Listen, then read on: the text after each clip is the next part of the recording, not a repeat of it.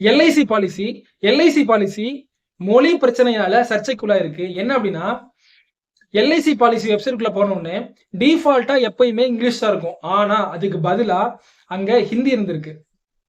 ஏடா சொல்ற அப்படின்னா, ஆமா எப்பயுமே உள்ள வெப்சைட்குள்ள போனோம் அப்படின்னா டிஃபால்ட்டா இங்கிலீஷ் தான் இருக்கும். ஆனா அதுக்கு பதிலா இப்போ ஹிந்தி இருந்தனால மிகப்பெரிய ஒரு சர்ச்சைக்குள்ள இருக்கு. அதுலயும் குறிப்பிட்டு சொல்லப்போனா இந்த மொழி பிரச்சனைக்கு முதல்ல எதிர்ப்பு தெரிவிச்சது யாரு அப்படின்னா, தமிழ்நாட்டுடைய சிஎம் எம்.கே. ஸ்டாலின் அவர்கள் அவரோட எக்ஸ் தளத்துல ஒரு பதிவு சொல்லியிருக்காரு. ஆக்சுவலா எதிர்ப்புன்னு சொல்லும்போது இது கண்டனமாவே சொல்லியிருக்காரு. என்ன அப்படின்னா, நீங்க தமிழ்நாட்டுக்குள்ள வர முடியாத காரணத்தினால இப்படி நீங்க ஹிந்தியை திணிக்கிறீங்க.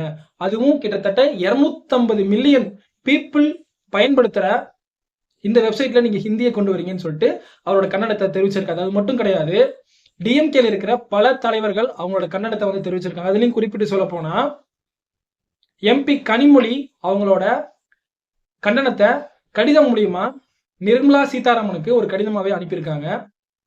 அதே மாதிரி வைகோ அவர் சொல்லியிருக்காரு. அதை தாண்டி எதிர்கட்சி தலைவர் எடப்பாடி பழனிசாமியும் இந்த கருத்தை தெரிவிச்சிருக்காங்க. ஆக்சுவலா எல்ஐசி சைட்ல இருந்து கேட்கும்போது வெப்சைட்ல கொஞ்சம் ப்ராப்ளம் ஆயிருச்சு, அதனாலதான் இந்த மாதிரி லாங்குவேஜ் ப்ராப்ளம் ஆயிடுச்சு, இனிமே நடக்காது, கோளாறுகள் வந்து சரி செஞ்சுட்டு இருக்காங்க அப்படின்னு சொல்லிட்டு இருக்காங்க. ஆக்சுவலா என்னன்னா, அதாவது இப்போ டக்குன்னு உள்ள போனோம் அப்படின்னா இங்கிலீஷ் காமிக்குது, திரும்பி உள்ள போயிட்டது அப்படின்னா ஹிந்தி காமிக்குது. அதாவது டிஃபால்ட்டா ஹிந்தி இங்கிலீஷ் ஏதாவது ஒன்று ரேண்டமா கிடையாது. பட் ஆக்சுவலா அதிகமா காமிக்கிறது ஹிந்தி தான் காமிக்குது. பட் அவங்க வெப்சைட் அதாவது எல்ஐசியோட எக்ஸ்தலத்துல என்ன சொல்றாங்க அப்படின்னா, இந்த ப்ராப்ளம் கூடிய விரைவில் சரி செய்யப்படும், இந்த தவறுக்கு மன்னிப்பும் கேட்கிறேன்னு சொல்லிட்டு சொல்லியிருக்காங்க. ஆக்சுவலா என்னன்னா நான் எதிர்பார்க்கவே இல்லை. அதுவும் சிஎம் தமிழ்நாட்டோட சிஎம் வந்து ஓப்பனாகவே ஒரு தூரம் பேசியிருக்காரு.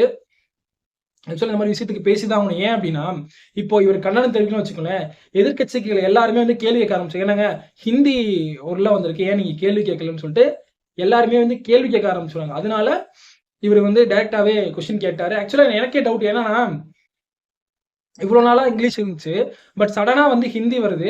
ஸோ அதுதான் வந்து எல்லாத்துக்குமே ஒரு ஒரு சந்தேகத்தை வந்து எழுப்புதுன்னு சொல்லலாம்.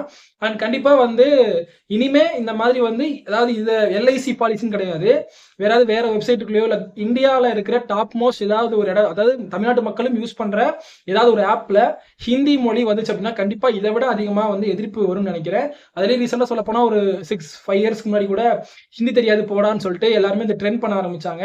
ஸோ ஒரு மொழி தமிழ்நாட்டுக்குள்ள வருது, அதுவும் ஹிந்தி வருது அப்படின்னா எல்லாரும் எதிர்க்கிறாங்க.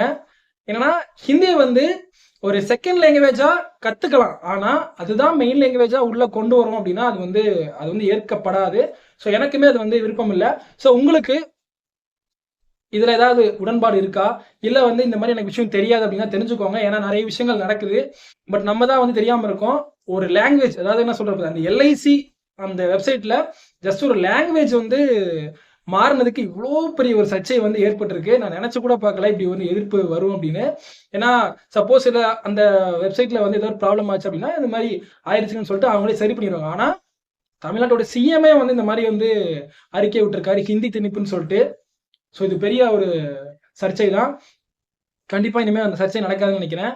கிட்டத்தட்ட 250 மில்லியன் பீப்புள் வந்து இதை யூஸ் பண்றாங்க. ஒரு அறிக்கை வந்து சொல்லுது. ஆக்சுவலா கூகுள்ல கூட பார்த்தேன், இந்த டீட்டெயில் சொல்றாங்க. அண்ட் நீங்க எல்ஐசி பாலிசி வச்சிருந்தீங்க அப்படின்னா கொஞ்சம் பார்த்துருங்க.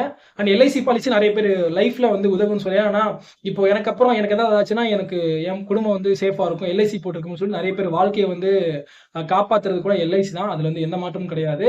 பட் ஒரு லாங்குவேஜ்னால இவ்வளவு பெரிய ப்ராப்ளம் வருதுன்னு இன்னைக்கு தான் வந்து பார்த்தேன். அண்ட் சப்போஸ் உங்களுக்கு தெரியாதவங்களுக்கு ஷேர் பண்ணுங்க. அண்ட் என்னன்னா கொஞ்சம் லைட்டா பேசுறப்ப கொஞ்சம் லைட்டா அதாவது மிஸ்டேக் வரும், கொஞ்சம் அட்ஜஸ்ட் பண்ணிக்கோங்க. ஸோ போக போக நான் வந்து மிஸ்டேக் வந்து கரெக்ட் பண்ணிக்கிறேன். அண்ட் தேங்க்யூ ஃபார் வாட்சிங்.